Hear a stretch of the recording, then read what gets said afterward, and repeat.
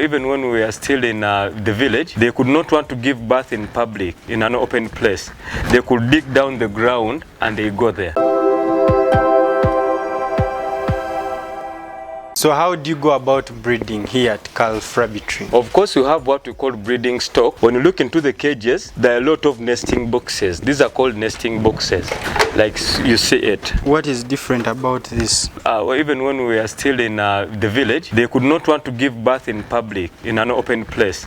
They could dig down the ground and they go there. Because now these are female rabbits and they are in cages, they cannot dig down. They will not give birth on this. That is why most farmers find a problem where rabbits eat the babies after giving birth. This is because this rabbit feels that these young ones are not secure. So as a preventive way, they rather eat them because they believe maybe dogs or something else will come and take them away. So it rather eats them and at least prevent them. So we put these nesting boxes in the cage. You put in a nesting box in the after cage. Giving birth? Now, the reason why you're seeing the labeling here, we label all these cages. This is as one way of doing record keeping. Because I told you this is a business, we have to keep records. Very true. Now this is a mother 873. We have them in the books. So when we are serving these rabbits or we are mating them, we know that on this date we mated from 873 to 1000. You understand? Very true. So we have those records. So on this date we believe that within 30 days this mother will have given birth because that is the gestation period. Okay. So on the 27th day we introduce this nesting box. So where you see the nesting boxes, we are expecting them to give birth or they have already given birth. You just count at least 3 days to the 30 days to make 30 days of giving birth. You introduce this nesting box. So by the time this rabbit is ready to give birth, it will just look for something to hide in.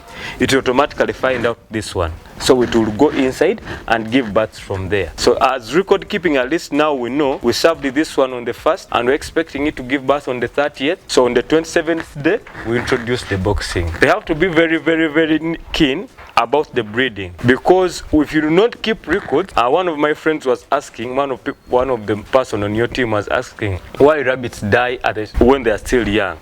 Most people are doing inbreeding. You do not expect an inbred rabbit. For example, yes. A mother of this one, a father of this one is again you're giving it its daughter. You get. Yeah. So this happens because people do not have records. People do not know that the father of this one is this. For us, the reason why we are numbering them, that KALF 873, KALF 874, we know that when we are serving KALF 873, the father was 511. So the babies of this, if you are to re-inbreed again, we cannot give them to same father. Yes. You get. So we get another father, give them. Okay. So that will help us at least avoid inbreeding and also make these rabbits at least grow to maturity. So how do you then take care of the pregnant mothers? Is there any special kind of feed you give to them, or it's the regular feed? Any other mother, there is something special, not so special, but there are treatments. When you look around these cages around me here, you're seeing each cage is having a hay rack when you look at them. At least for a pregnant mother, because it's expectant, it's supposed to eat beyond pellets. We have pellets, we have hay, we have green grass. So we are time interchange, but the hay is supposed to be there all the time. Water is supposed to be there 24/7. It's supposed to be flowing.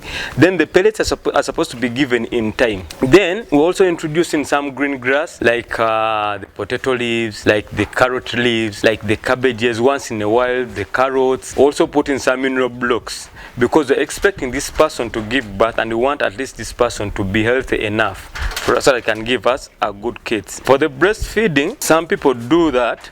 These mothers at least need some special care compared to other rabbits because they're expecting to give birth and at times they're already breastfeeding. So when you're giving them pellets, make sure there is something additional. You supplement it with hay. Hay is supposed to be there. You can also introduce some green grass like the potato leaves, kafumbe mukasa. There's some other grass I don't know in English.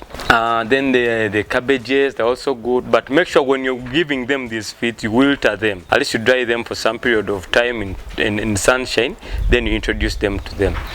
For the babies, at least a mother, there is a tendency I've had with farmers because they want to multiply the rabbits in the shortest period of time. Now they have had the rabbit gives birth in 30 days. Then after 30 days, this person wants to take the mother to the male again. We are totally against that because this is something also that needs life. At least give it some 1 more month to breastfeed these kids. After breastfeeding the kids, then you can take it back to a male for mating.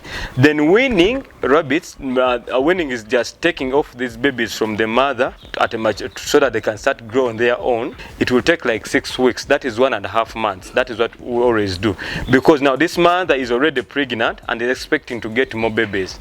So we are taking off the first babies within 6 weeks into their own cages, the winner's cages. Then we are leaving the mother to settle to give birth in the next 2 weeks, because we need to at least reproduce after 2 months. That is the best way you can do the reproduction. What happens in a scenario where the mother can't feed the babies? Can I use a bottle, or there is some specific feed that can be used? Basically not bottles, but in most cases those mothers who cannot breastfeed, it depends on how you treated them when they are still pregnant or after giving birth. You can find at times it does not have enough milk, doesn't have enough minerals, the mother was being starved at the time of giving birth. That comes as a result for these farmers because they do not have records. They are keeping rabbits in the same cages. A mother is pregnant but is sleeping with a male rabbit.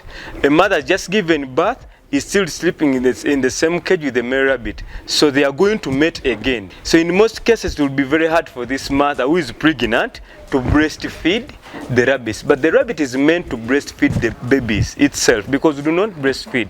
Now this is business. You're going to get to 500 rabbits. You cannot tell me you're going to be breastfeeding 500 rabbits. But there's a scenario where you can do the fostering. For example, a mother has given birth to 10 kids, okay, 10 babies, and there is another mother who has given maybe birth to 5 kids. So what we always do, we can at least get 2 of these mothers and give them to this mother. But make sure the babies you're getting from this mother, the 10 to this one which has 4, they have the same scent like these 4 ones. You can apply maybe onions on all of them, because if a mother feels any scent which is different from their own kids, it will instead kill them or will not even breastfeed at all. So the fostering process, it needs some good time and also some knowledge, not just go up. Even these people have a tendency of breastfeeding the rabbits. It is not quite advisable, because if a mother does not breastfeed today and you come touch the rabbit, remember this newborn rabbit does not have fur on it. It is totally skin. So when you touch it and afterwards the mother feels another or smells another scent from the previous one, it is most likely not to breastfeed it again and again. So even if you are doing this process, at least put on gloves. You do not leave any scent on the babies. What are the different methods that I can use to rear these animals? Is there only cage, or are there any alternatives, and why did you choose this over other alternatives? Since this is a business, caging could be the best option, because at least with this rabbitry thing, you need to monitor each and everything. Because even when we are giving out our outgrowers, we tell them that you're supposed to produce on this particular date, in this period of time. We expect you to be having these rabbits at this period of time, and this is what's supposed to do. You cannot do that without caging, because record keeping in most cases comes as a result of caging. You know the cage number? These are exotic breeds, they are not local breeds. You know the local breeds, there's a way they are strong compared to this. You can even leave them just in a free range area, they eat whatever you want or they want, they survive. But remember, I told you, for someone who needs rabbit meat, we need to be monitoring this rabbit. We're supposed to be feeding it. We are supposed to be looking after it. We're supposed to be treating it. So this is business. So those people who are just doing free range or everything, they can do it on a small scale, but that is subsistence. Now how are you going to know that this rabbit is mating with this one is mating with this one, so that I should avoid inbreeding? There is no way you can know that. Record keeping in rabbitry is a must, and it is very vital. You need it. You need to know it, unless you're not breeding. But if you're breeding, you have to be with record keeping. There is no way you can do record keeping when you do not caging these animals. The different ways of doing cages, like you see, this is our old cages. We are going to be going to another one to show you the new type of caging. It depends on how comfortable you want, how best you can do it. But at least if you're doing rabbitry as a business, I will advise you try caging. Then how much could a cage cost that can house around 2 animals? If I start with a male and a female, how much could it cost me? Basically, I will tell you that for us, according to our own calculations, each mature rabbit is supposed to be staying in its own cage. A standard cage is supposed to be at least 2.5 feet to 2 feet up. So each cage will cost you at least 50 to 70,000 shillings, fully furnished. When I say fully furnished, I will tell you the feeder. Now this is the feeder where they put the pellets. I'll talk about the nipples, though we are no longer advising these ones. Now we are using those pipes, those ones, but still has nipples where they can get them. So a fully furnished cage with the iron sheet and everything, roughly it goes around 50 to 60,000 each cage. UGX? Yes, Uganda shillings. Okay. This is our mini slaughterhouse. Like you see, it has all the required standards, but this is mini because we've not yet reached to that level of slaughtering huge numbers. So this one is enough for now. So when we get the rabbit from here, that is where we pick it from. We bring it here. We do it a halal slaughter. We have our Muslim brothers who do them. Then they slaughter, put the head off. Then we hang it here. The hind legs, we put them here. Then it's like the face facing down. Then we skin it. Starting from up like this. We do not have it here, but I would have shown you. Then after skinning it, we remove the intestines from here. Everything is left here. Then this it goes as meat this side.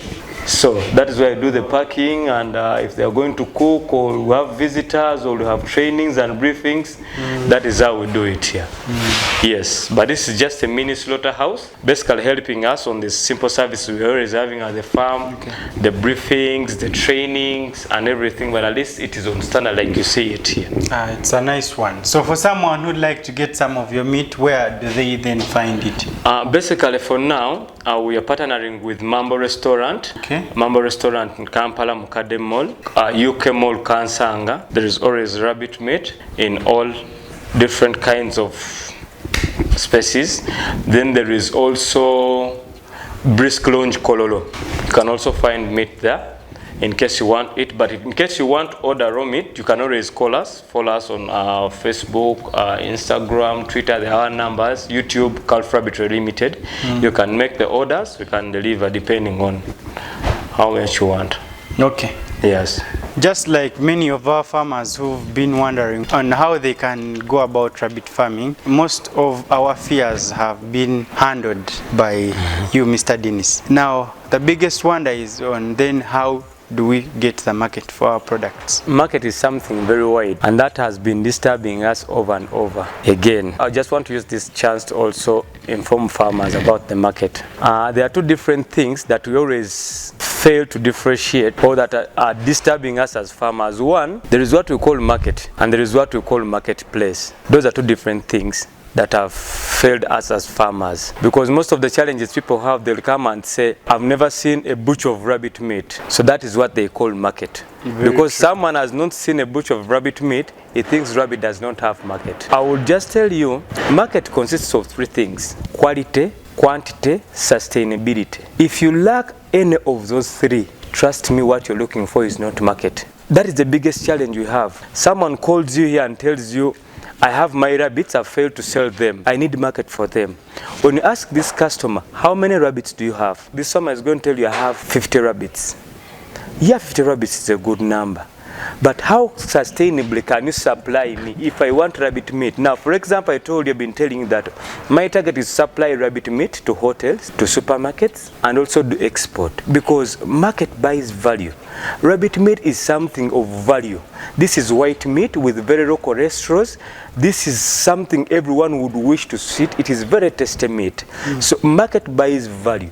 But if you have the value, what exactly do the market requires? Is the product you're having of a good quality? Do you have the numbers? Can you supply it sustainably? That is where the whole thing dies of market. People come to our farm, I have rabbits, and will please buy them. We're like, how many rabbits do you have? I have 100 rabbits. When you go to the farm, check on the rabbits are these local rabbits. A rabbit cannot weigh even 1 kg. My target is rabbit meat. Your rabbit, which is live weight, it has got 1.5 kg. If I slaughter this rabbit, I remove the skin, the head, and the intestines, I'm going to remain with half kilogram carcass weight. So how much do you want me to buy that half kilogram? And yet I'm also going to take it to the market. So now it goes back to the quality. You have a poor quality of the breed. You started with the poor quality, it cannot even weigh up to 3 kgs. Then what you're looking for is not market. Then it goes to quality, I mean the quantity. Those are the numbers. Yes, you have rabbits of good quality. If I open up a butcher today, can you supply me, how many rabbits can you supply to me? Because these people outside there would love to consume rabbit meat. But how many rabbits are you able to supply them? So if you do not have the numbers that the market requires, you're out of the market. Another one is sustainability. If you cannot supply this product sustainably, that anytime I want it, you can give it to me, that is not market also you're looking for. Because just imagine I've opened up my butcher. I want to start to sell rabbit meat each and every day. You're going to supply me today with your 50 rabbits? When are you supplying me again? Are you trying to tell me that I should close now until you gain the volumes I want so that you can supply to me? Meaning that market is something that is still confusing us. But you're trying to tell farmers that if you're going to do agriculture as a business, because the issue is we have farmers who have started rabbitry as subsistence farming. Someone starts with like his 4 rabbits and he's saying, I'm keeping my own rabbits, I will eat. So when they expand, this person starts looking for market. But initially he started as a subsistence farmer, growing his own things. For example, I can give you, recently you heard our maize was rejected from going to Kenya. Does that mean that our maize does not have market in Kenya? Of course no. It means that because we had poor quality maize, which the Kenyan market does not want, it was rejected. So before you do anything, just know your target market. What does my target market requires? These are the challenges the farmers are getting today. We've been to farmers, they are selling us rabbits, they have rabbits. When you reach on the rabbits, they have local rabbits. Someone who has 50 rabbits, he cannot supply even for 2 days. We are now partnering with 3 restaurants. We are supplying them with rabbit meat. They need almost over 100 kgs per week. So if you're not going to supply them sustainably, what you're looking for is not market. You're looking for something else. People are doing subsistence farming and at the end of the day looking for market. Subsistence farming is growing your crops and rearing your animals for your home consumption. So if you're doing it on a subsistence level, don't bother people with market. If you want to do it on a commercial level, come to KALF, go to other business partners who are doing it on a business level, tell them where is the market, you will see it. Behind me, when you look at this building, we have an outgrower system now. Outgrower system, these are farmers who come to us, they want to do rabbits as a business. Okay. We sign with them contract. Because for us, we believe that market is on paper. We sign with them contract that we are going to buy their rabbit and they are going to sell them to us because it is a two-way thing. Our challenge is production. Sheraton Hotel needs 400 kgs of rabbit meat per week. We cannot supply it alone. This means that we need these other outgrowers so that we can join together and at least we can supply, we can meet this production. But if not so, there is no way you're going to look for market alone. So for our outgrower system, we sign with them contracts, we sell them breeders, they go and they rear, we breed with them, we farm with them, we check on them, we do all the services. So behind me is our collection center. We are going to be picking rabbits from our outgrowers. This can rear over 50,000 rabbits. There are almost over 50,000 cages here. So meaning that at any time when an outgrower has enough rabbits, we can bring them here, we collect them from here we take to the slaughterhouse, then to the slaughterhouse we supply. At least when we go into these bigger markets, because market is there, we need rabbit meat, but the challenge they have is that rabbit farmers, they are not consistent. They cannot supply sustainably. So at least with our 50,000 rabbits here, with also our outgrowers outside there, we believe we can supply this rabbit meat sustainably. But we cannot do this alone. That is why we came up with an outgrower system. Whoever wants to do rabbits as a business can come and join our outgrower system. We sign with your contract. How do we then join your outgrower system? The first step, we always have business talks at the farm. It is a must you have to come for a business talk. We take you through what the contract says because this is a two-way contract. If you don't sell me those rabbits, I can sue you. If I don't buy your rabbits, you can sue me. So you have to get into all these terms and get to know each other, because we've been in scenarios where farmers, we give them our breeds to go and breed, and we even have a fixed price that we shall buy these rabbits from you, 15,000 shillings per kg live weight. So they are brokers, like I told you before. He's not a farmer, he's not a consumer. Now this person comes and knows that this hotel needs this amount of rabbit meat. So these farmers come to you, they give you how much is KALF paying you, they are paying me 15,000. So the farmer tells you, me, I'm going to pay you 17,000. So you get off the contract. So by the time I come to your farm, you do not have the rabbits, because me, I'm already committed to the market. I'm also planning to supply on export. So I come to your farm, you're telling me you have no rabbits. So the first step, you come to the farm, we always have business talks. Each month we always have a business talk. You come to the farm, we take you through all what it requires to be an outgrower, and thereafter you get the breeds and you come for training at the farm for 2 weeks. Some of the most scary questions like market have been answered by KALF Rabbitry. As you've heard, the market is there. You do not have to look for the market. If as long as you have the quality, the consistency in supply, you can always get the market for you. Thanks for watching. Stay tuned for more agricultural content like this.